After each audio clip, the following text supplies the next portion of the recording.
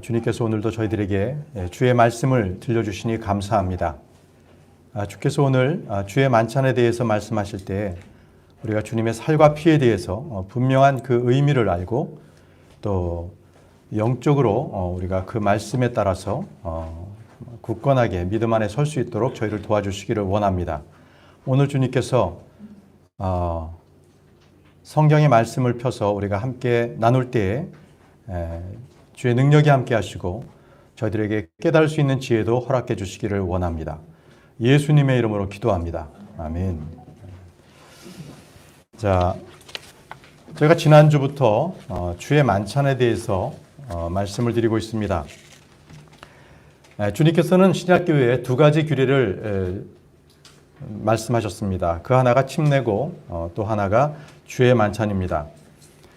여러분 요한복음 6장 한번 펴시기 바랍니다. 요한복음 6장 53절에서 55절에 주의 만찬에 대해서 주님께서 말씀하고 계십니다. 요한복음 6장 53절에서 55절 제가 읽겠습니다.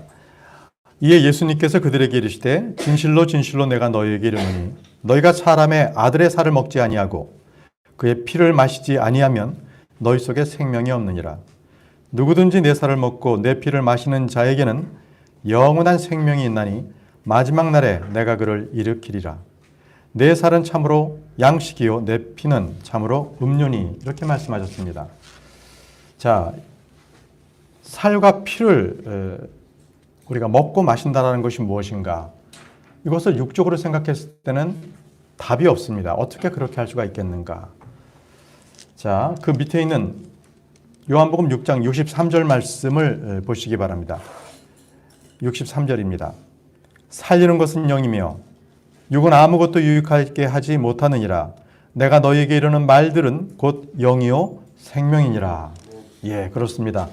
자, 이렇게 영적인 말씀을 주님께서는 주셨는데 사람들은 알아듣지 못했습니다. 니고데모가 그랬습니다. 거듭남에 대해서 주님께서 말씀하시자 어찌 이런 일이 있을 수 있나이까? 라고 도리어 반문을 했죠. 그는 영이요 생명이신 그 말씀을 육적으로 받아들였기 때문에 그렇습니다. 사마리아 여인은 어땠습니까? 그는 예수님께서 생수에 대하여 이야기를 하시자 우물물을 가리키는 걸로 알았습니다. 마찬가지로 생명의 빵에 대하여 주님께서 말씀하시자 사람들은 모두 육신이 먹는 빵으로 생각했습니다. 아직도 이 말씀이 우리 가운데는 어려운 분이 없기를 바랍니다. 주님은 지금 우리의 영을 살리기 위해서 자신을 십자가에 내어 주실 것을 말씀하고 계시는 것입니다. 누구든지 십자가에 못 박혀 죽으신 예수 그리스도가 육신으로 오신 하나님의 아들이라는 사실을 믿고 시인하면 그는 영원한 생명을 얻게 된다는 말씀입니다. 하늘에서 내려온 생명의 빵, 이것은 바로 육신이 되신 예수 그리스도를 말씀하고 있습니다. 주님께서 친히 그 몸의 죄를 담당하셨습니다. 그리고 우리를 대신해서 저주가 되셨죠. 그러므로 누구든지 그분을 믿는 자는 구원을 얻고 영원한 생명을 얻습니다. 자, 이런 진리, 영적 진리가 함축된 것이 바로 주의 만찬에서 빵입니다. 우리가 먹는 빵이 바로 의미를 가지고 있는 것입니다. 자, 말씀 보겠습니다. 고린도전서 11장 24절에서 26절입니다. 고린도전서 11장 24절에서 26절 말씀. 네, 오늘은 천용훈 형제님 먼저 읽어주시기 바랍니다. 고린도전서 11장 24, 26절 말씀. 감사를 드리신 뒤에 그것을 떼시고 이르시되 받아서 먹으라. 이것은 너희를 위해 찢긴 내 몸이니 나를 기억하여 이것을 행하라 하시고 저녁 식사 뒤에 또 그와 같은 방식으로 잔을 집으시고 이르시되 이 잔은 내 피로 세우는 새 상속 언약이니 너희가 그것을 마실 때마다 나를 기억하여 이것을 행하라 하셨느니라. 이는 너희가 이 빵을 먹고 이 잔을 마실 때마다 주의 죽으심을 그분께서 오실 때까지 보이기 때문입니다. 아멘. 여러분들 8번 문항을 보시기 바랍니다. 이것은 너희를 위하여 찢긴 내 몸입니다. 내 몸이니. 주의 죽으심을 그분께서 언제까지? 오실 때까지 보이기 때문이라. 예. 그래서 주님께서 빵을 떼셔서 이것은 너희를 위하여 찢긴 내 몸이라고 하신 것입니다. 다른 해석이 필요가 없습니다. 킹제임스 성경을 제외한 다른 역본에서는 찢긴이라는 말을 다 삭제를 시켜버렸습니다. 그저 받아서 먹으라 이렇게만 번역을 해놨지요. 주의 만찬은 단지 그분의 죽으심과 피를 통해 그분을 기억하는 역사적인 사건만을 회상하는 것이 결코 아닙니다. 이 잔을 마실 때마다 주의 죽으심을 그분께서 오실 때까지 보이기 때문이라. 이 말씀대로 만찬의 의미는 주의 오심, 재림을 기다리는 소망입니다. 바로 그 의식이죠. 그래서 우리 크리스천들은 주의 만찬을 행할 때마다 언제든지 주님께서 오시기를 소망하며 그 만찬에 참여해야 합니다. 여러분, 주님께서는 왜 제자들에게 빵을 주어 먹게 하셨습니까? 우리는 창세기에서 먹지 말아야 할 것을 먹음으로써 죄가 들어왔습니다. 사망이 들어왔죠. 아담은 먹으면 영원히 살게 될 생명나무의 열매를 먹지 않고 여자가 주는 금지된 열매, 먹으면 죽게 되는 선과 악을 알게 하는 나무의 실과를 먹었습니다. 자, 이제 우리는요, 마땅히 먹어야 할 것을 먹음으로써 죄가 제거되고 생명을 얻습니다. 이토록 주의 만찬에서 빵을 먹는 것은 바로 이런 영적 의미를 생각하는 시간이고 주님을 기억하는 시간입니다. 자, 좀 더 말씀을 좀 더 묵상해 보겠습니다. 자, 우리가 먹는다는 것, 이것은요, 첫 번째는 우리의 개인적인 행위가 있습니다. 먹는 것은 누가 대신 먹여줄 수가 없는 것이죠. 내가 스스로 먹습니다. 두 번째는 먹는 것은 생존의 필수 요건입니다. 먹지 않고 살 수 있는 사람은 아무도 없습니다. 반면에 먹지 말아야 할 것을 먹음으로 자신을 파멸로 몰고 가는 사람들은 죽는 사람들입니다. 자, 어쨌든 사람이 먹어야 한다. 이것은 영원한 진리죠. 음식 앞에 두고서 잡담을 한다고 해서 배부르지 않고 그 영양 칼로리를 계산한다고 해서 그가 배부르지 않습니다. 음식의 효능을 논한다고 해서 그가 배부르지 않고요. 오직 입속에 넣어야, 그리고 소화가 돼야 우리는 배가 부릅니다. 마찬가지입니다. 생명의 빵 역시 우리가 토론과 논쟁을 한다고 해서 영적 생명을 얻지는 못합니다. 우리는 영이요 생명이신 그 말씀, 주의 말씀을 매일 먹어야 합니다. 세 번째는 먹는다는 것은 나의 필요에 대한 반응이기도 합니다. 배고픈 사람이 음식을 찾지 않습니까? 배고픔을 느끼지 못하고 무기력종에 떨어져 있는 사람은 음식을 찾지 않을 것입니다. 마찬가지로 나의 영과 혼이 갈급하지 않고 허기지지 않은 사람은 말씀을 먹는 일에 무감각할 것입니다. 네 번째는 먹는 것은 밖에 있는 것이 내 안에 들어와서 에너지로 변화되는 것을 말합니다. 각종 다양한 음식을 먹을 때 그 음식이 내 안에서 영양과 에너지로 변화되는 것이죠. 영적 양식도 마찬가지입니다. 내 안에서 경건과 능력과 거룩함 등 열매를 맺을 수 있는 것, 이런 것은 바로 하나님의 말씀이 영양분이 되고 에너지가 돼서 만들어지는 것입니다. 이해되시죠? 자, 이번에는 이제 지금까지는 빵에 대해서 우리가 생각해 보았고, 이제는 잔에 대하여 한번 말씀을 상고해 보도록 하겠습니다. 말씀은 마태복음 26장 27절에서 28절입니다. 자, 그 다음 분께서 마태복음 26장 27절에서 28절 읽어주십시오.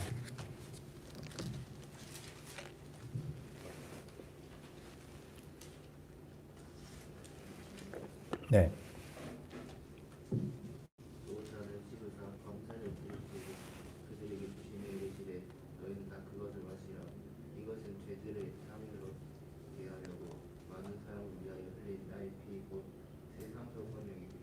아멘. 자, 주님은 자신이 십자가에서 흘리실 피를 잔에다 비유하셨습니다. 여러분들 9번 항목을 보십시오. 흘리실 피를 잔에 비유하셨습니다.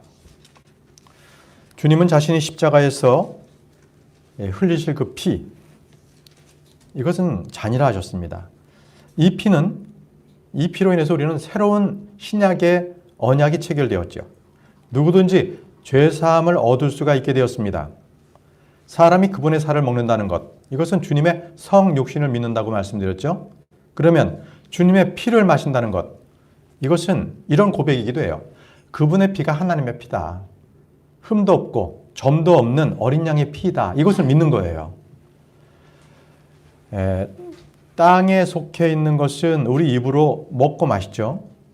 그러면 하늘에 속한 것은요, 우리가 듣고 믿음으로 먹고 사는 것입니다. 영적인 빵, 영적인 음료를 먹고 마시는 것, 이것이 바로 믿음입니다. 주님은요, 요한복음 6장 53절에서 55절에서 자신의 살에 참된 양식, 그 의미, 그리고 자신의 피가 참된 음료라고 말씀을 해주셨습니다. 자, 요한복음 6장 53절에서 55절을 그 다음 분께서 읽어주시기 바랍니다.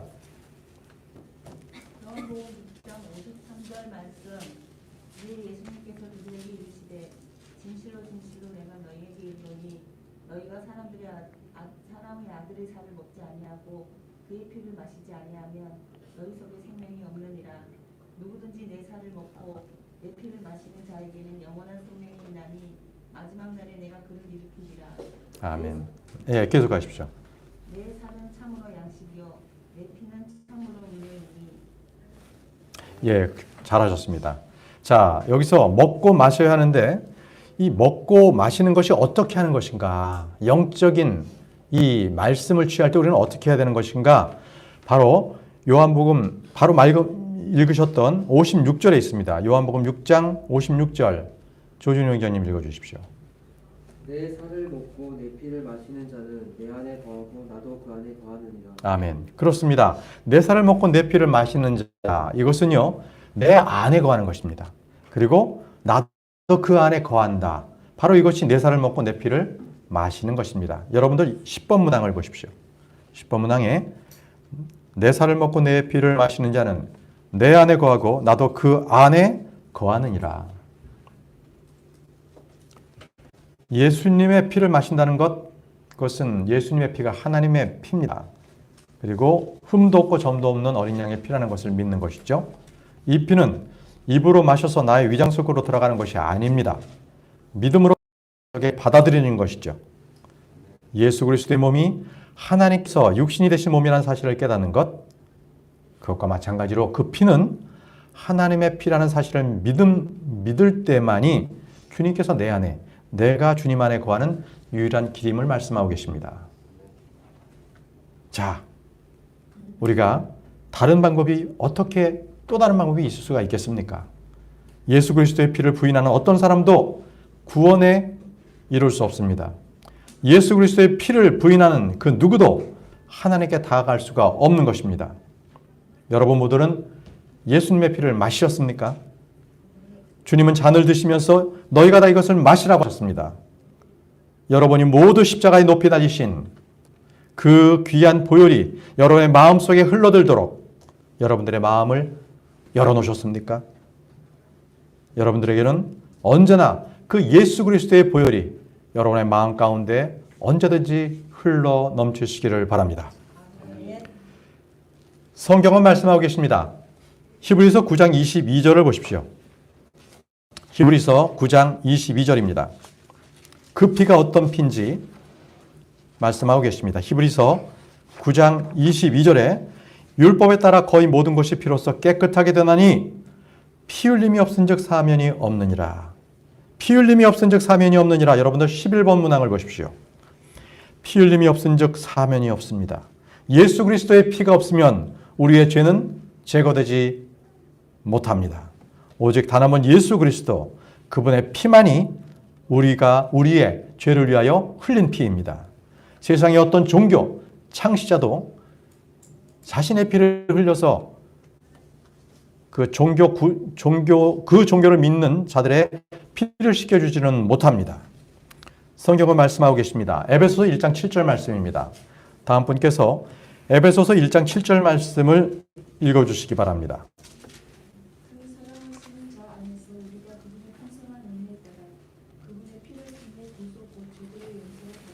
아멘. 예수 그리스도의 피는 대속의 피요, 죄들을 용서하는 사면의 피입니다. 우리가 용서받는 근거는 내가 잘못을 빌었거나 고행을 하거나 하나님 앞에서 선행을 쌓음으로 그렇게 해서 해결되는 것이 아닙니다.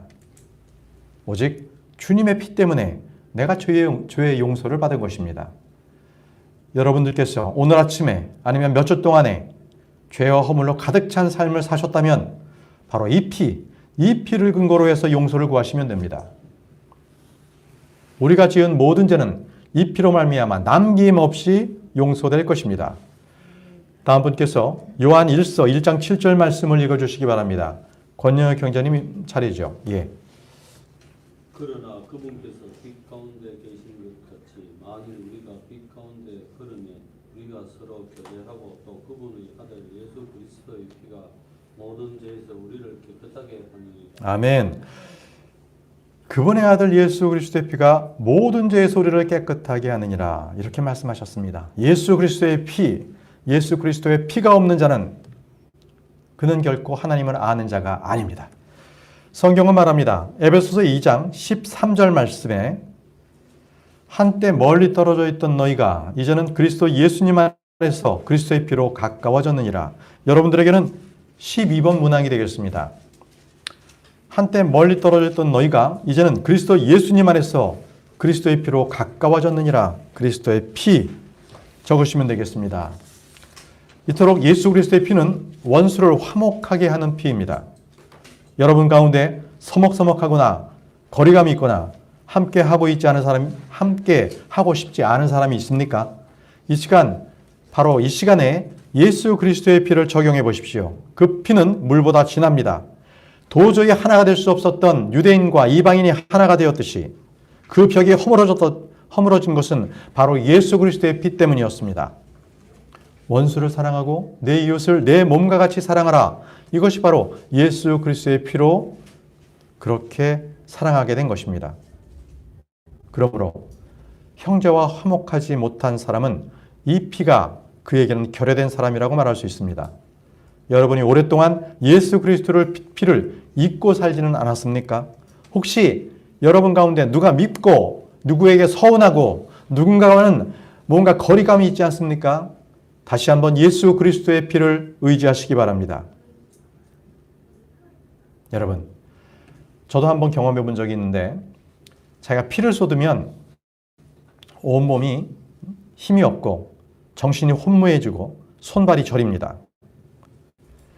예수 그리스도의 보혈이 없다면, 부족하다면 그 교회는 무너집니다. 제대로 그 교회는 활동하지 못하고 빈혈 상태에 있는 교회가 되고 말 것입니다. 여러분, 우리가 매월 첫째 주에 드리는 주의 만찬, 여러분들께서 그 시간에 주의 만찬의 잔을 통할 때마다, 잔을 마실 때마다 그 피에 대한 믿음을 새롭게 하시기 바랍니다. 언제나 그 피를 기억하고 또 주님과 더 가까이, 그러한 계기가 되길 바랍니다. 성경은 말씀하고 있습니다. 골로새서 1장 20절 말씀입니다. 다음 분께서 골로새서 1장 20절 말씀을 읽어주시기 바랍니다. 그분의 십자가의 피를 통해 합평을 이루사 그분으로 말미암아 모든 것들이 자신과 하이하게 하시되 내가 말하노니 그것들이 땅에 있는 것들이든 하늘에 있는 것들이든 그분으로 말미암아 자신과 하이하게 하셨느니라. 아멘. 자, 여러분들 13번 문항입니다. 그분의 십자가의 피를 통해 화평을 이룬다고 하셨습니다.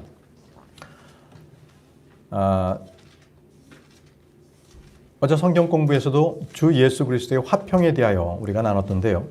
예수 그리스도의 피는 바로 화평의 피입니다. 세상의 어떤 죄인도 하나님과 화평을 이룰 수가 있는 피입니다.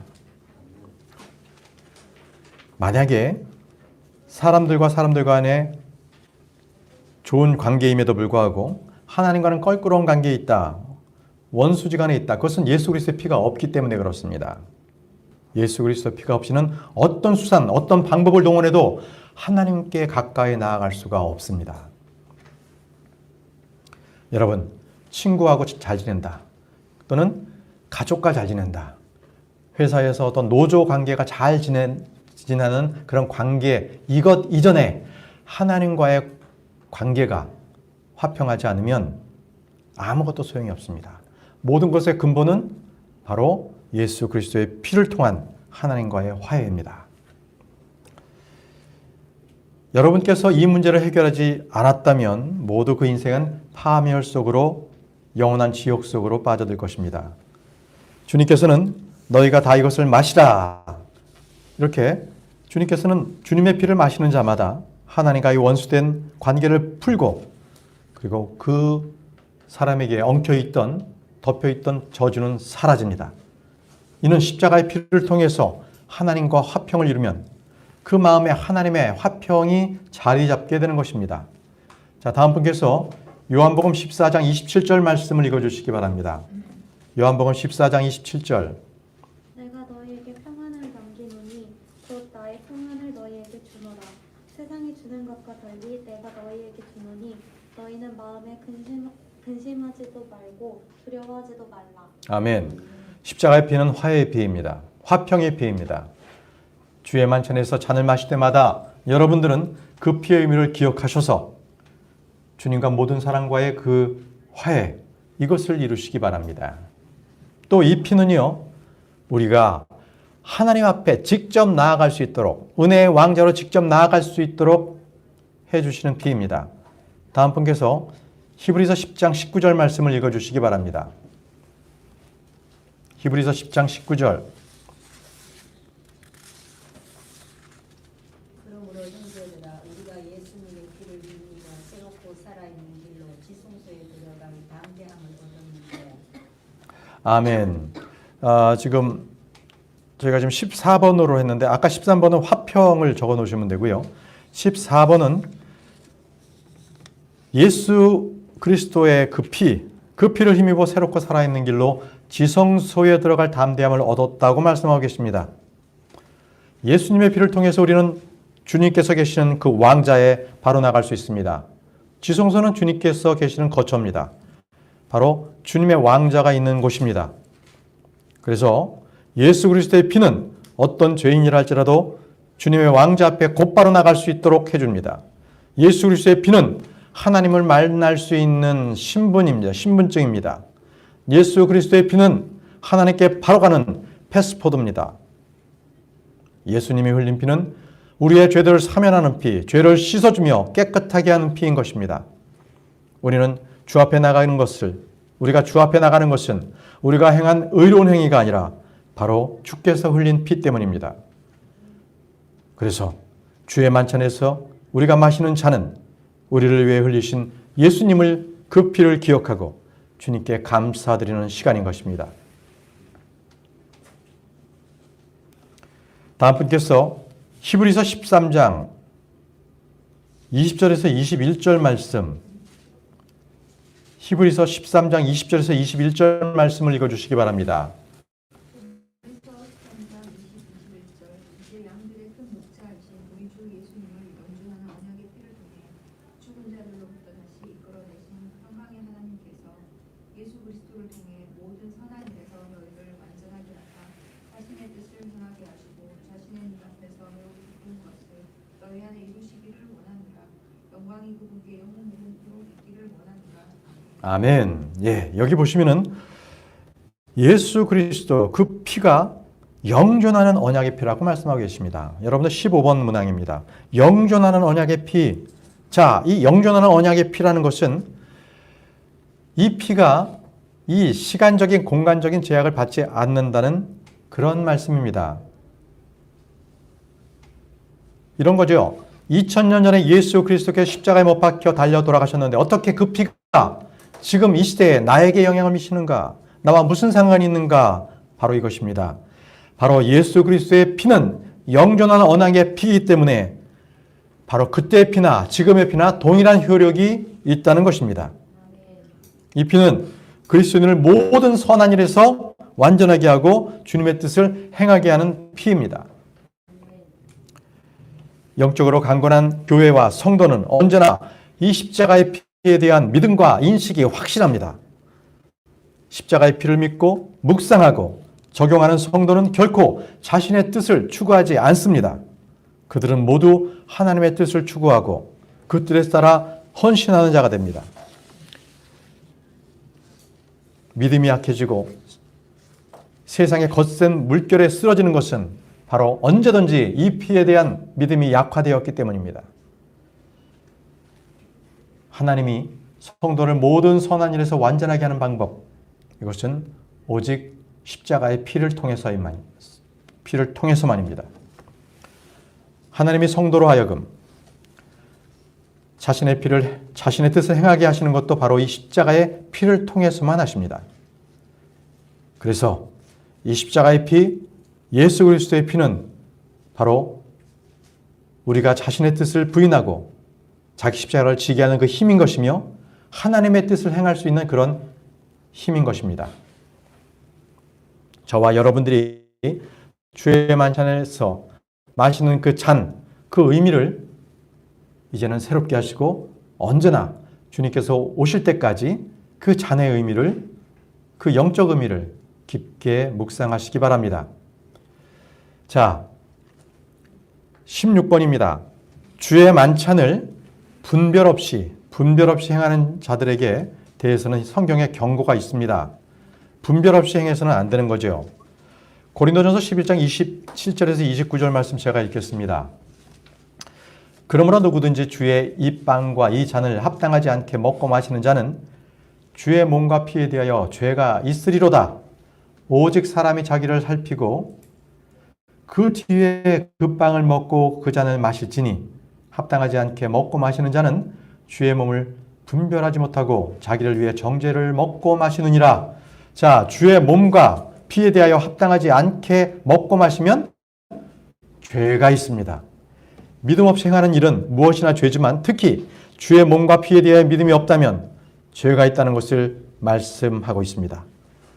그렇기 때문에 아무 생각 없이 믿음 없이 행해지는 주의 만찬, 이것은 성도들에게 아무 유익을 줄 수 없을 뿐더러, 그리고 지금 성경 말씀에서 언급한 것처럼 분별 없이 행하지 말라는 주의 경고를 우리가 유의 깊게 살펴봐야 하겠습니다. 자, 오늘 말씀을 정리하겠습니다. 여러분들은 17번 문항입니다. 우리가 주의 만찬에 참여할 때 반드시 지금까지 말씀드렸던 영적 의미를 새롭게 하시는데, 주의 만찬은 두렵고 떨림으로 행해야 합니다. 두렵고 떨림 적어 놓으시기 바랍니다. 여러분들, 두렵고 떨림 17번 문항입니다. 그리고 주의 만찬은 합당하게 먹고 마셔야 합니다. 주의 만찬은 합당하게 먹고 마신다. 네. 다음, 주의 만찬은 깨끗한 마음으로 자신을 살핀 뒤에 빵을 먹고 잔을 마셔야 합니다. 깨끗한 마음으로 자신을 살핀 뒤에 빵을 먹고 잔을 마셔야 합니다. 네. 다음은 주의 만찬은 주의 죽으심을 보이는 것입니다. 주의 죽으심을 보이는 것, 이것이 바로 빵과 잔을 먹는 우리의 의미인 것입니다. 영적으로 먹는, 주님 안에 거하는 바로 그 주의 죽으심을 우리 가운데 보이는 것이죠. 마지막으로 주의 만찬은 주께서 오실 때까지 행하는 것으로 주의 오심을 열망하는 겁니다. 주의 오심을 열망하는 것을 우리는 주의 만찬을 통해서 우리가 늘 소망하게 됩니다. 자, 이렇게 해서 우리는 주의 만찬에 지난 시간에 빵의 의미, 예수 그리스도의 살에 대하여, 오늘 이 시간에는 피에 대하여, 우리가 마시는 잔에 대하여 그 의미를 알아봤습니다. 앞으로 매월 첫째 주에 드리는 우리 주의 만찬, 이 의미에 대하여 언제나 주의 오심을 기억하고 그 죽으심과 오심을 늘 기억하는 우리 형제자매님들 되시기 바랍니다. 기도하겠습니다.